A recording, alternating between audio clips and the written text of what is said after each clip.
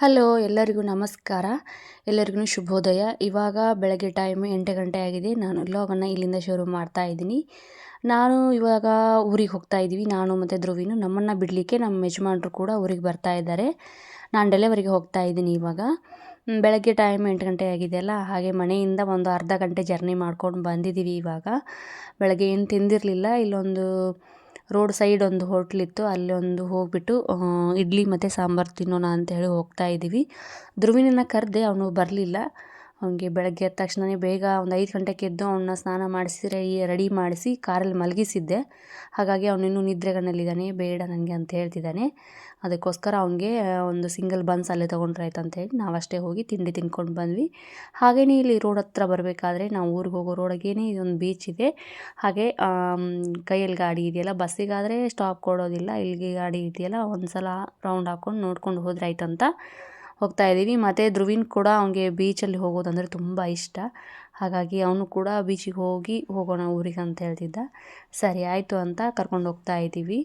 ನೋಡಿ, ಇದು highway road, one ವೇದು. ಅದ್ರ ಪಕ್ಕನೇ ಇದೆ. ನಮಗೆ ಊರಿಗೆ ಹೋಗಬೇಕಾದ್ರೆ ಸಿಗ್ತದೆ ಇದು ರೋಡ್ ಸೈಡ್. ಹೈವೇದ ಹತ್ರ ಏನಿದೆಯಲ್ಲ, ಹಾಗಾಗಿ ಸಿಗ್ತದೆ. ಆ ಕಡೆ ಸೈಡಿಂದ ಆದರೆ ಸ್ಟಾಪ್ ಮಾಡಿ ಮತ್ತು ಹೈವೇ ದಾಟ್ಕೊಂಡು ಬರಬೇಕಾಗತ್ತೆ. ಹೋಗುವಾಗ ಇದೇ ಸೈಡಿಂದ ಸಿಗ್ತದೆ, ನಮಗೆ ಈಸಿ ಆಗುತ್ತೆ. ಸೊ ಇಲ್ಲಿ ಹೋಗ್ತಾ ಇದ್ವಿ. ಅವನಿಗೆ ಗಾಗಲ್ ಕೊಡಿ ಅಂತ ಹೇಳ್ದ, ಮತ್ತು ಅವ್ನು ಕಾರಲ್ಲಿ ಗಾಗಲ್ ಇತ್ತು, ಕೊಟ್ವಿ ತೊಗೊಂಡು. ಈಗ ಅವ್ರ ಪಪ್ಪನ ಕೈ ಹಿಡ್ಕೊಂಡು ಹೋಗ್ತಾ ಇದ್ದಾನೆ. ನಾನು ಕೂಡ ಹೋಗ್ತಾ ಇದ್ದೀನಿ, ಯಾಕಂದರೆ ಇಲ್ಲಿ ಕಲ್ಲಿದೆ, ಮೆಲ್ಲ ನಡ್ಕೊಂಡು ಹೋಗ್ತಾ ಇದ್ದೀನಿ. ಹಾಗೆಯೇ ಹೊಸಬರು ಯಾರಾದರೂ ನನ್ನ ವೀಡಿಯೋನ ನೋಡ್ತಾ ಇದ್ದರೆ ಪ್ಲೀಸ್ ಸಬ್ಸ್ಕ್ರೈಬ್ ಮಾಡ್ಕೊಂಡು ನೋಡಿ. ನೀವು ಸಬ್ಸ್ಕ್ರೈಬ್ ಮಾಡ್ಕೊಳ್ಳೋದ್ರಿಂದ ನಾನು ಮಾಡುವಂಥ ವೀಡಿಯೋದು ಫಸ್ಟ್ ನೋಟಿಫಿಕೇಷನ್ ನಿಮಗೆ ಸಿಗುತ್ತೆ. ಆಮೇಲೆ ನಾನು ಯಾವುದೇ ಒಂದು ವೀಡಿಯೋನ ಅಪ್ಲೋಡ್ ಮಾಡಿದ ತಕ್ಷಣವೇ ನೀವು ನನ್ನ ವೀಡಿಯೋನ ಫಸ್ಟು ವಾಚ್ ಮಾಡ್ಬೋದು. ನೋಡಿ ಕಲ್ಲು ಯಾವ ಥರ ಇದೆ ಅಂತೇಳ್ಬಿಟ್ಟು. ಫುಲ್ ಮೋಡ ಆಗಿದೆ. ಮಳೆ ಇನ್ನೇನು ಬರುತ್ತೆ ಅಂದ್ಕೊಂಡಿದ್ವಿ, ಆದರೆ ಬರಲಿಲ್ಲ.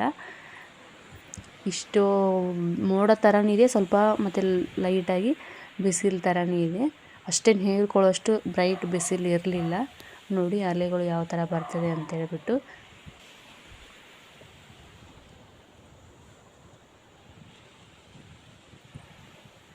ನಾನಿಲ್ಲಿ ಮುಂದ್ಗಡೆ ಬಂದಿದ್ದೀನಿ. ಧ್ರುವಿನ ಮತ್ತು ಧ್ರುವಿನವ್ರ ಪಪ್ಪ ಹಿಂದ್ಗಡೆ ಬರ್ತಾಯಿದ್ದಾರೆ, ಮೆಲ್ಲ ನೋಡ್ಕೊಂಡು ಬರ್ತಿದ್ದಾರೆ. ತುಂಬ ಗ್ಯಾಪ್ ಇದೆ, ಒಂದೊಂದು ಕಲ್ಲು ನಂತರ ಒಂದು ಕೆಳಗಡೆ ಗ್ಯಾಪ್ ಇದೆ ಮತ್ತು ಕಲ್ಲಿದೆ. ಸೊ ನೋಡ್ಕೊಂಡು ಹೋಗ್ಬೇಕಿಲ್ಲಿ. ಆದರೆ ಇಲ್ಲಿ ಬಂದ ತಕ್ಷಣ ಖುಷಿ ಆಗುತ್ತೆ. ತುಂಬ ಅಂದರೆ ತುಂಬಾ, ಇನ್ನೇನು ನಾವು ಬೀಚ್ ಒಳಗಡೆ ಇದ್ದೀವಿ ಅನ್ನೋ ಥರ ಫೀಲ್ ಬರುತ್ತೆ. ತುಂಬಾ ಖುಷಿ ಆಗುತ್ತೆ. ಈ ಅಲೆಗಳು ನೋಡಬೇಕಾದ್ರೆ ಇನ್ನೂ ಖುಷಿ ಕೊಡುತ್ತೆ.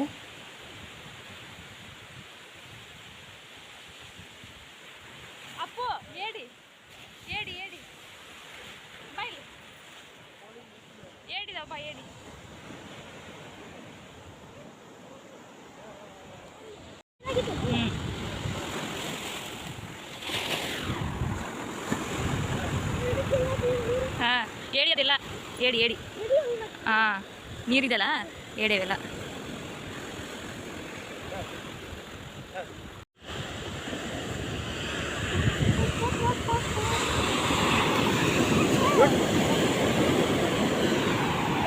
ಪ್ಯಾಂಟ್ಸ್ ಹೋಯ್ತು.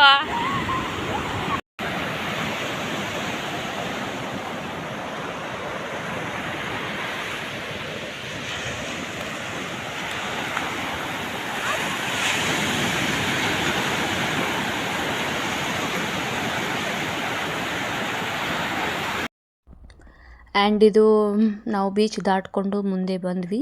ಮುಂದೆ ಬಂದಮೇಲೆ ಮತ್ತೆ ಜರ್ನಿ ನಾವು ಶುರು ಮಾಡಿದ್ವಿ. ಶುರು ಮಾಡಿದಾದಮೇಲೆ ನಮಗೆ ಹೊಟ್ಟೆ ಲೈಟಾಗಿ ಹಸಿತಾ ಇತ್ತು. ಸೊ ಹಾಗಾಗಿ ಊಟ ಟೈಮ್ ಕೂಡ ಇನ್ನೂ ಆಗಿರಲಿಲ್ಲ. ಏನಾದರೂ ಸ್ನ್ಯಾಕ್ಸ್ ಥರ ತಿನ್ನೋಣ ಅಂತ ಅಂದ್ಕೊಂಡ್ವಿ. ಹಾಗಾಗಿ ಚೀಪ್ಸ್ ಮತ್ತು ಐಸ್ ಕ್ರೀಮ್ ಎಲ್ಲ ತೊಗೊಂಡು ತಿಂದ್ಕೊಂಡು ಮತ್ತೆ ಮುಂದೆ ಬಂದ್ವಿ. ಬಂದಾದಮೇಲೆ ಅಲ್ಲೊಂದು ಸ್ವಲ್ಪ ಊಟ ಮುಗಿಸ್ಕೊಂಡು ಮತ್ತೆ ಜರ್ನಿನ ಕಂಟಿನ್ಯೂ ಮಾಡಿ ನಾವು ಹತ್ತತ್ರ ಬಂದ್ವಿ. ಇವಾಗ ಹುಬ್ಳಿ ಹೈವೇ ರೋಡಿಗೆ ನಾವು ಅಲ್ಲಿ ಅಂದರೆ ಸಿಟಿ ಒಳಗಡೆ ಹೋಗಲಿಲ್ಲ.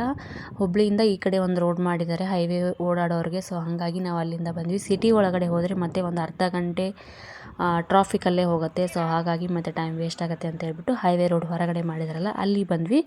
ಅಲ್ಲಿ ಬಂದಮೇಲೆ ಇನ್ನೇನು ನವಲ್ಗುಂದ ದೂರ ಇರಲಿಲ್ಲ, ಒಂದು 20-25 ನಿಮಿಷದಷ್ಟೇ ಇತ್ತು ನಮಗೆ. ಸೊ ಹಾಗಾಗಿ ಇಲ್ಲಿ ಬಂದಮೇಲೆ ಇದು ನೆಕ್ಸ್ಟ್ ಡೇ ಲಾಗನ್ನು ಕಂಟಿನ್ಯೂ ಮಾಡ್ತಾ ಇದ್ದೀನಿ. ನಮ್ಮೂರಲ್ಲಿ ಬಂದ್ಬಿಟ್ಟು ಗ್ರಾಮ ದೇವತೆಗೆ ಇವತ್ತು ಉಡಿ ತುಂಬ್ತಾ ಇದ್ದಾರೆ. ಸೊ ಹಾಗಾಗಿ ನಾವು ಕೂಡ ಹೋಗ್ತಾ ಇದ್ದೀವಿ. ನಾವು ಎಲ್ಲರೂ ಸೇರಿ ಮನೆಯವರೆಲ್ಲ ಸೇರಿ ಟ್ರ್ಯಾಕ್ಟ್ರಲ್ಲಿ ಹೋಗೋಣ ಅಂತ ಅಂದ್ಕೊಂಡಿದ್ವಿ. ನಾನಿವಾಗ ಪ್ರೆಗ್ನೆಂಟ್ ಅಲ್ಲ, ಸೊ ಹಾಗಾಗಿ ಟ್ರ್ಯಾಕ್ಟ್ರಲ್ಲಿ ಬೇಡ, ತಡಕೆ ಆಗುತ್ತೆ ಅಂತ ಹೇಳಿಬಿಟ್ಟು ನಮ್ಮ ಮನೆಯವರೆಲ್ಲರೂ ಸೇರಿ ಟ್ರ್ಯಾಕ್ಟ್ರಲ್ಲಿ ಹೋಗ್ತಾ ಇದ್ದಾರೆ. ಮತ್ತು ನಾನು ಧ್ರುವೀನು ಮತ್ತು ಯಜಮಾನ್ರು 3 ಜನ ಬೈಕಲ್ಲಿ ಹೋಗ್ತೀವಿ.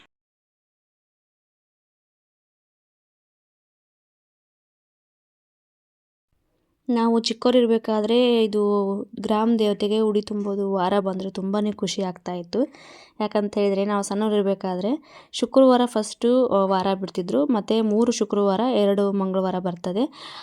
ಮೂರನೇ 2 ಫಸ್ಟು ಶುಕ್ರವಾರ, ಆಮೇಲೆ ಮಂಗಳವಾರ, ಮತ್ತು ಶುಕ್ರವಾರ ಮತ್ತು ಮಂಗಳವಾರ, ಈ ಥರ ಆದಮೇಲೆ ಲಾಸ್ಟ್ ಶುಕ್ರವಾರಕ್ಕೆ ಇದು ಉಡಿ ತುಂಬ್ತಾರೆ. ಮಂಗಳವಾರ ಶುಕ್ರವಾರ ಏನಂದರೆ ನಾವು ಸಣ್ಣವರಿರಬೇಕಾದ್ರೆ ಬೆಳಗ್ಗೆ ಎದ್ದ ತಕ್ಷಣವೇ ಸ್ನಾನ ಮಾಡಿಕೊಂಡು ಒಂದು ಕೊಡ ತೊಗೊಂಡು ಕೆರೆಗೆ ಹೋಗಿ ಕೆರೆಯಲ್ಲಿ ನೀರು ತೊಗೊಂಡು ಎಲ್ಲ ಒಂದು ಊರಲ್ಲಿ ಎಷ್ಟು ದೇವರಿದೆ ನೋಡಿ, ದೇವಸ್ಥಾನ ಇದೆ ನೋಡಿ, ಒಂದು ಸಣ್ಣ ಚಿಕ್ಕ ದೇವಸ್ಥಾನ ಇರ್ಬೋದು ಮತ್ತು ದೊಡ್ಡ ದೊಡ್ಡ ದೇವಸ್ಥಾನ ಇರ್ಬೋದು, ಎಲ್ಲ ದೇವ್ರಿಗೂ ಕೆರೆಗೆ ಹೋಗಿ ಕೊಡ ತುಂಬಿಕೊಂಡು ನೀರು ತೊಗೊಂಡು ಎಲ್ಲ ದೇವ್ರಿಗೂ ಕೂಡ ಹಾಕ್ತಾಯಿದ್ವಿ. ಎಲ್ಲ ದೇವ್ರಿಗೆ ನೀರು ಹಾಕಿದ ಮೇಲೆ ರಿಟರ್ನ್ ಮನೆಗೆ ಹೋಗಿ ಸ್ನಾನ ಮುಗಿಸ್ಕೊಂಡು ಮತ್ತು ಊದುಬತ್ತಿ ಎಣ್ಣೆನ ತೊಗೊಂಬಂದು ಎಲ್ಲ ದೇವ್ರಿಗೂ ಕೂಡ ದೀಪವನ್ನು ಹಚ್ತಾ ಇದ್ವಿ. ಅದು ಮಂಗಳವಾರ ಶುಕ್ರವಾರ ಮಾಡ್ಕೊಂಬರ್ತಾಯಿದ್ವಿ. ಲಾಸ್ಟ್ನೇ 5ನೇ ಶುಕ್ರವಾರ ಬಂದುಬಿಟ್ಟು ಉಡಿ ಸಾಮಾನೆಲ್ಲ ತೊಗೊಂಡು ಚೆನ್ನಾಗಿ ರೆಡಿ ಆಗಿಬಿಟ್ಟು 5ನೇ ಶುಕ್ರವಾರ ದೇವ್ರಿಗೆ ಹೋಗಿ ಉಡಿಯನ್ನು ತುಂಬ್ತಾಯಿದ್ವಿ. ಇದೊಂದು ಹಬ್ಬ ಬಂದರೆ ನಮಗೆ ತುಂಬಾ ಖುಷಿ ಆಗ್ತಾಯಿತ್ತು. ಇದು ಮುಂಗಾರಿ ಪೀಕ್ ಇನ್ನೇನು ಮುಂದೆ ಬರುತ್ತೆ ಅನ್ನೋ ಟೈಮಿಗೆ ಆಗುತ್ತೆ. ಮೇ ತಿಂಗಳಲ್ಲಿ ಆಗುತ್ತೆ ಇದು ಉಡಿ ತುಂಬೋದು. ವರ್ಷ ಮೇ ತಿಂಗಳಲ್ಲೇ ಬರುತ್ತೆ. ತುಂಬ ಖುಷಿ ಆಗುತ್ತೆ. ನನಗೆ ಮದುವೆ ಆದಮೇಲೆ ಇದು 2ನೇ ವರ್ಷ ನನಗೆ ಸಿಗ್ತಾಯಿದೆ. ಫಸ್ಟು ಒಂದು ನಮ್ಮ ಮದುವೆ ಆದ ವರ್ಷ ಹೊಸದರಲ್ಲಿ ನನಗೆ ಇದು ಸಿಕ್ಕಿತ್ತು, ಈ ಉಡಿ ತುಂಬೋದು ಕಾರ್ಯಕ್ರಮ. ಅದಾದಮೇಲೆ ಮತ್ತೆ ನಾನು ಯಾವ ವರ್ಷ ಕೂಡ ಇರಲಿಲ್ಲ. ಇದೇ ವರ್ಷ ಇಲ್ಲಿ ಇರ್ತಾ ಇರೋದು, ಉಡಿ ತುಂಬುವಾಗ ಇದೇ ವರ್ಷ ಇಲ್ಲಿ ಇರ್ತಾ ಇದ್ದೀನಿ. ಸೊ ಹಾಗಾಗಿ ಅದು ಬೇರೆ ನಾನು ಊರಿಗೆ ಹೋದ ನೆಕ್ಸ್ಟ್ ಡೇನೇ ಇದು ಇತ್ತು ಉಡಿ ತುಂಬೋದು. ಹಾಗಾಗಿ ಖುಷಿ ಆಯಿತು ನನಗೆ. ಸುಮಾನು ಇದ್ಲು ಊರಲ್ಲಿ, ಹಾಗಾಗಿ ಅವಳು ಕೂಡ ಬಂದಿದ್ಲು. ನಾನು ಸುಮಾ ಮನೆಯವರೆಲ್ಲರೂ ಸೇರಿ, ಅಮ್ಮ ಮತ್ತು ಎಲ್ಲರೂ ಸೇರಿ ಬಂದಿದ್ದೀವಿ ದೇವಸ್ಥಾನಕ್ಕೆ. ಇದೇ ನೋಡಿ ನಮ್ಮೂರ ಗ್ರಾಮ ದೇವತೆ ದ್ಯಾಮಮ್ಮ ಮತ್ತು ದುರ್ಗಮ್ಮ ದೇವಿ. ದೇವಸ್ಥಾನದ ಎದುರುಗಡೆನೇ ಇಲ್ಲೊಂದು ಪಾಠ ಕುಂತಿದ್ದಾರೆ. ಅವರು ಬಂದುಬಿಟ್ಟು ದೇವಿಗೆ ಡೊಳ್ಳಿನ ಪದ ಹಾಡ್ತಾ ಇದ್ದಾರೆ, ಭಜನೆ ಮಾಡ್ತಾ ಇದ್ದಾರೆ. ಸೊ ದೇವರು ನೋಡಿ ಖುಷಿ ಆಯಿತು. ಆಮೇಲೆ ನೋಡಿ ಇವಳು ಸುಮಾ, ಇದು ದೇವರು ಬಂದುಬಿಟ್ಟು ವಿಗ್ರಹ ನನ್ನ ಮದುವೆಗಿಂತ ಮುಂಚೆ 2 ವರ್ಷ ಹಿಂದೆ ಅಷ್ಟೇ ಇದನ್ನು ಮೂರ್ತಿನ ಪ್ರತಿಷ್ಠಾಪನೆ ಮಾಡಿದ್ದಾರೆ. ಹೊಸ ವಿಗ್ರಹ, ಅದು ಮುಂಚೆದು ಹಳೆಯ ವಿಗ್ರಹ ಇತ್ತು, ಅದು ಮುಕ್ಕಾಗಿದೆ ಅಂತ ಹೇಳ್ಬಿಟ್ಟು ಹೊಸ ವಿಗ್ರಹನ ಮಾಡಿಸಿ ಪ್ರತಿಷ್ಠಾಪನೆ ಮಾಡಿದ್ದಾರೆ. ಮತ್ತು ತುಂಬಾ ಸ್ವಲ್ಪ ದೇವರನ್ನ ನೋಡ್ತಾ ಇದ್ದರೆ ನೋಡ್ತಾನೇ ಇರಬೇಕಂತ ಅನಿಸುತ್ತೆ. ಆದರೆ ದೇವರ ದೃಷ್ಟಿ ಜಾಸ್ತಿ ನಮ್ಮ ಮೇಲೆ ಬೀಳಬಾರ್ದು ಅಂತ ಹೇಳ್ಬಿಟ್ಟು ಹಾಗಾಗಿ ಸುಮ್ಮನೆ ಆದೆ. ಇಲ್ಲಿ ನಮ್ಮೂರ ಕಡೆಯಲ್ಲಿ ಉತ್ತರ ಕರ್ನಾಟಕದಲ್ಲಿ ಗರ್ಭಿಣಿಯರ ಹೆಂಗಸು ಇನ್ನೇನು ನಾಳೆ ಡೆಲಿವರಿಗೆ ಹೋಗ್ತೀನಿ ಅನ್ನುವಾಗ ಇವತ್ತು ಕೂಡ ದೇವಸ್ಥಾನಕ್ಕೆ ಹೋಗ್ತಾರೆ. ಇಲ್ಲಿ ಹೋದರೆ ಏನು ಹೋಗಬೇಡ ಹಾಗೆ ಹೀಗೆ ಅಂತೇನು ಹೇಳೋದಿಲ್ಲ, ಹೋಗ್ತಾರೆ. ಆದರೆ ದಕ್ಷಿಣ ಕನ್ನಡ ಕಡೆ 8 ತಿಂಗಳು ಆಗೋವರೆಗೂ ಮಾತ್ರ ದೇವಸ್ಥಾನಕ್ಕೆ ಹೋಗ್ಬೇಕಂತ ಹೇಳ್ತಾರೆ. 8 ತಿಂಗಳು ದಾಟಿದ ನಂತರ ದೇವಸ್ಥಾನಕ್ಕೆಲ್ಲ ಹೋಗಬಾರ್ದು ಅಂತ ಹೇಳ್ತಾರೆ. ಅಲ್ಲೊಂದು ಕಡೆ ಸಂಪ್ರದಾಯ ಇದೆ. ಆದರೆ ಇಲ್ಲಿ ನಮ್ಮ ಕಡೆ ಬಂದುಬಿಟ್ಟು ನಾಳೆ ಡೆಲಿವರಿಗೆ ನಾವು ಊರಿಗೆ ಆಸ್ಪತ್ರೆಗೆ ಹೋಗ್ತೀವಿ ಅನ್ನುವಾಗ ಕೂಡ ಇವತ್ತು ದೇವಸ್ಥಾನಕ್ಕೆಲ್ಲ ಹೋಗ್ತೀವಿ. ನಾವು ದೇವ್ರ ಒಳಗಡೆ ಹೋಗಿ ಕೈ ಮುಕ್ಕೊಂಡು ಮತ್ತು ಹಾಸ್ಪಿಟ್ಲಿಗೆ ಹೋಗ್ತೀವಿ. ಇಲ್ಲಿ ಈ ಥರ. ಆದರೆ ದಕ್ಷಿಣ ಕನ್ನಡ ಕಡೆ 8 ತಿಂಗಳ ನಂತರ ದೇವಸ್ಥಾನದ ಒಳಗಡೆ ಹೋಗಬಾರ್ದು, ದೇವರ ದೃಷ್ಟಿ ಗರ್ಭಿಣಿ ಹೆಂಗಸರ ಮೇಲೆ ಬೀಳ್ತದೆ ಅಂತ ಹೇಳ್ತಾರೆ. ಕೆಲವೊಂದು ಕಡೆ ಕೆಲವೊಂದು ಆಚಾರ ವಿಚಾರ. ಇದು ಉಡಿ ತುಂಬೋರಿಗೆ ಈಗ ಉತ್ತರ ಕರ್ನಾಟಕದವ್ರು ಯಾರಾದರೂ ವೀಡಿಯೋನ ನೋಡ್ತಾ ಇದ್ದರೆ ಆಲ್ಮೋಸ್ಟ್ ಎಲ್ರಿಗೂ ಗೊತ್ತೇ ಇರುತ್ತೆ. ಈ ಉಡಿ ತುಂಬದೇ ಇರೋ ಅಂದರೆ ಉಡಿ ತುಂಬೋದು ಏನು ಅಂತ ಗೊತ್ತಿಲ್ಲದೆ ಇರೋರು ಇರ್ತಾರಲ್ಲ, ದಕ್ಷಿಣ ಕನ್ನಡದವ್ರು ಯಾರಾದರೂ ನೋಡ್ತಾ ಇದ್ದರೆ ಅವ್ರಿಗೆ ಗೊತ್ತಾಗುತ್ತೆ ಇದು ಯಾವ ಥರ ಫಂಕ್ಷನ್ ಏನು ಅಂತ ಹೇಳ್ಬಿಟ್ಟು. ಉತ್ತರ ಕರ್ನಾಟಕದವ್ರಿಗೆ ಆಲ್ರೆಡಿ ಇದು ಗೊತ್ತೇ ಇರುತ್ತೆ. ಇದು ನಮ್ಮ ಮನೆ ದೇವರು ಬೀರಪ್ಪಜ್ಜ, ಮತ್ತು ಅದರ ಪಕ್ಕನೇ ಇನ್ನೊಂದು ಮೂರ್ತಿ ಇದೆಯಲ್ಲ ಅದು ಮಾಳಿಂಗರಾಯ. ಇದು ಬಂದುಬಿಟ್ಟು ನನ್ನ ತವ್ರ ಮನೆಯಲ್ಲಿ ಮನೆ ದೇವರು ಇದು ಬೀರಪ್ಪಜ್ಜ ಮತ್ತು ಮಾಳಿಂಗರಾಯ, ನಮ್ಮ ಮನೆ ದೇವರು ಇದು. ಸೊ ಇಲ್ಲಿ ಕೂಡ ಬಂದು ಎಲ್ಲ ದೇವರಿಗೆ ಉಡಿ ತುಂಬಿಕೊಂಡು ಇನ್ನು ರಿಟರ್ನ್ ನಾವು ಮನೆಗೆ ಹೋಗ್ತೀವಿ. ಇವತ್ತಿನ ವಿಡಿಯೋ ನಿಮಗೆ ಇಷ್ಟ ಆದರೆ ಪ್ಲೀಸ್ ಒಂದು ಲೈಕ್ ಮಾಡಿ, ಶೇರ್ ಮಾಡಿ, ಹಾಗೆ ಸಬ್ಸ್ಕ್ರೈಬ್ ಮಾಡಿ. ಮತ್ತು ಸಿಗ್ತೀನಿ ನೆಕ್ಸ್ಟ್ ವಿಡಿಯೋದೊಂದಿಗೆ. ಆಮೇಲೆ ವಿಡಿಯೋ ಸ್ವಲ್ಪ ಲೇಟಾಗಿ ಸಿಗ್ತಾ ಇದೆ. ಇದು ನಾನು ಪ್ರೆಗ್ನೆನ್ಸಿ ಫೋಟೋಶೂಟಿನ ವಿಡಿಯೋನ ಅಪ್ಲೋಡ್ ಮಾಡಿ ತುಂಬ ದಿವಸ ಆಯಿತು.